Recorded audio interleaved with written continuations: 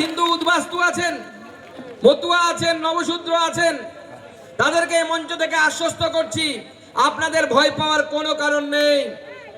এই দেশে আপনি যদি উদ্বাস্তু হয়ে এই দেশে প্রবেশ করেন, এই দেশের প্রতি, এই মাটির প্রতি সুকান্ত মজুমদারের যতখানি অধিকার আছে, আপনারও ততখানি অধিকার আছে। আপনি এই মাটিতেই থাকবেন, এই মাটি আপনার।